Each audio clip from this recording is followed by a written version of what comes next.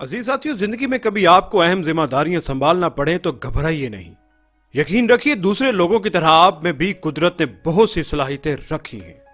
अजीज साथियों, मेरी इस वीडियो के आगे बढ़ने से पहले अगर आप मेरे चैनल पर नए हैं तो मेरे चैनल को सब्सक्राइब करना मत भूलिएगा और बेल आइकन के बटन को भी हल्का सा छू दीजिए ताकि हर नई आने वाली वीडियो सबसे पहले आप तक पहुंच सके। अस्सलाम वालेकुम नाज़रीन, आप देख रहे हैं यूट्यूब चैनल शहजाद सईद आपको खुशामदीद कहता है। दूसरे पर्चे के बाद जब अकरम ने ऐलान किया कि अब वो इम्तिहान में नहीं बैठेगा तो हमें ज़रा ताज्जुब हुआ और सोचा नर्वस तो है ही मामूली बात, लेकिन परेशान हो जाना और काम से हाथ उठा लेना इसकी पुरानी आदत है। पर्चे में कोई मुश्किल सवाल देकर घबरा गया और फेल होने की तोहमत से बचने के लिए इम्तिहान से भाग रहा है। अगले पर्चे में 2 दिन का वक्फा था। इस दौरान मैंने इसे हिम्मत दिलाई तो पर्चा देने पर आमादा हो गया। अजीज दोस्तों, पर्चे वाले दिन फिर वही हादसा पेश आया।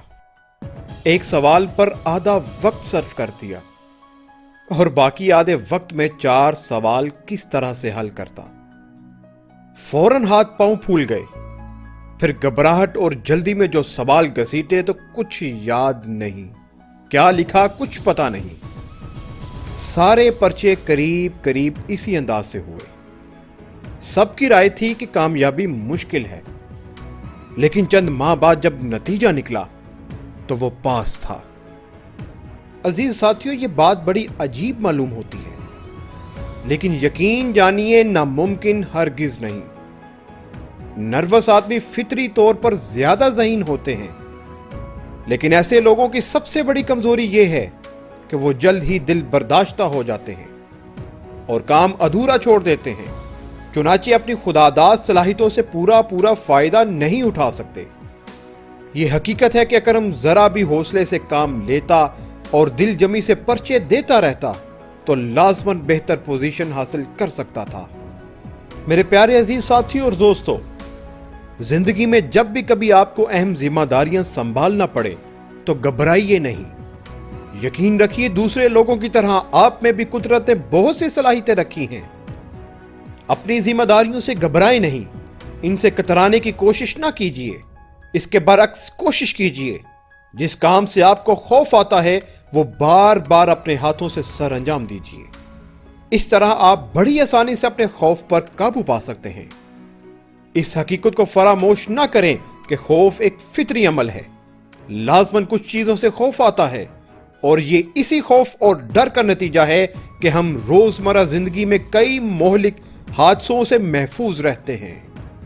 अजीज दोस्तों, अगर कोई शख्स डरता है कि कहीं वो राह चलते किसी कार के नीचे आकर कुचला ना जाए तो लाजमन वो बड़ी एहतियात से एक तरफ होकर चलेगा और सड़क पार करते वक्त दाएं बाएं जरूर देखेगा।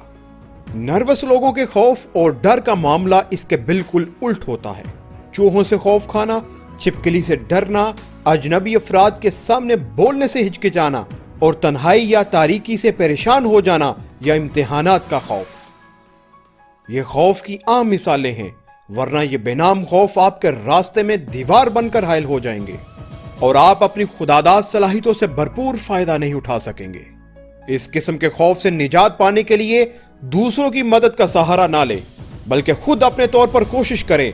इसके लिए खुद आपके अंदर से तहरीक उठना जरूरी है।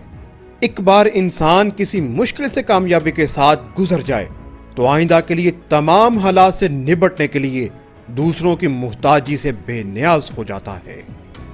जरा सोचिए।